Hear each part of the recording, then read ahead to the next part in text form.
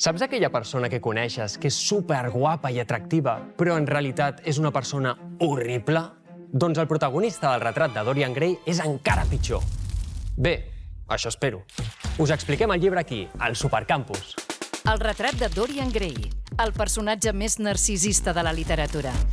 Oscar Wilde va néixer l'any 1854 a Irlanda. Va mostrar un gran interès per la filosofia i l'estètica a les universitats de Dublín i Oxford. La seva imatge exuberant i excèntrica captivava la societat londinenca, mentre ell es creava una gran reputació com a escriptor, gràcies a les seves obres de teatre i a la seva gran novel·la, El retrat de Dorian Gray. Va ser acusat d'homosexual i el van condemnar 2 anys a treballs forçats per sodomia i indecència. Busqueu què vol dir això i descobrireu com se les gastava la societat de l'època. Després va marxar exiliat a París, on va morir sol i arruïnat l'any 1900.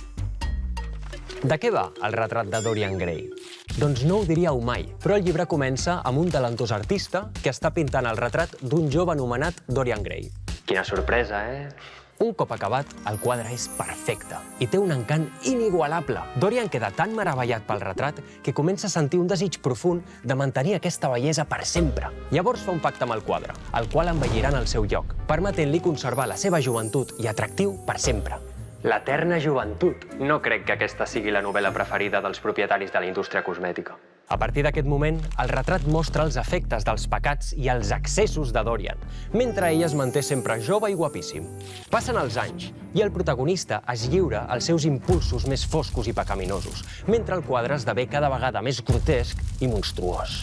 Un bon dia, Gray s'enamora de Sybil Vane, una jove actriu a qui corteja de manera apassionada. Però un cop satisfets els seus desitjos, l'abandona cruelment.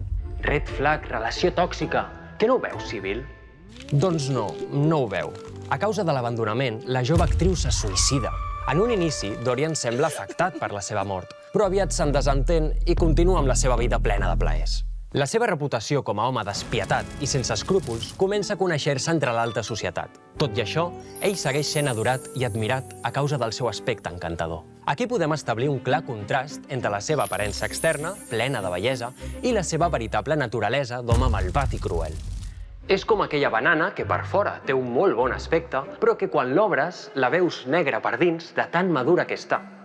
Passen els anys i Dorian s'enfronta al quadre, el qual no havia tornat a veure des del principi de la novel·la. El protagonista queda horroritzat amb el seu retrat decrèpit i envellit. Immediatament s'adona de les conseqüències de les seves accions i de la naturalesa corrupta de la seva ànima. I tot es complica quan Dorian acaba assassinant un home que coneixia en el passat i a qui havia influenciat molt negativament. Aquest home ja sortia al principi del llibre, però no hem pogut incloure el personatge en un resum tan curt. Si voleu saber qui és, llegiu-vos el llibre. Després de l'assassinat, en un acte de desesperació, Dorian intenta destruir el quadre apunyalant-lo i passen coses. Per què és un clàssic? La novel·la examina en profunditat la naturalesa i la dualitat humanes mentre explora temes universals com ara el narcisisme, la cerca de la bellesa o l'eterna joventut. A més, critica la hipocresia i la moral superficial de la societat victoriana. Bé, l'autor critica la societat victoriana, però això d'apreciar l'aspecte de les persones per sobre d'altres qualitats és una cosa que podem aplicar avui dia. Veieu? Per això aquesta novel·la s'ha convertit en un clàssic, perquè no envelleix mai, com el seu protagonista.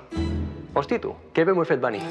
Per acabar, es tracta d'una novel·la filosòfica que representa les obsessions humanes mentre fa una reflexió sobre l'art, el plaer i l'estètica. Tot això fa que sigui una obra de terror gòtic universal i un dels clàssics moderns de la literatura occidental. Consells.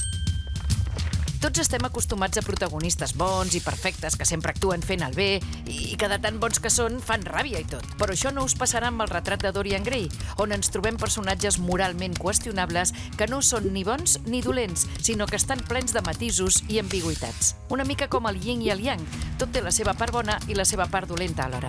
Les conseqüències de les accions del protagonista ens transporten a una novel·la de terror psicològic, on nosaltres, com a lectors, ens replantegem la naturalesa del bé i el mal.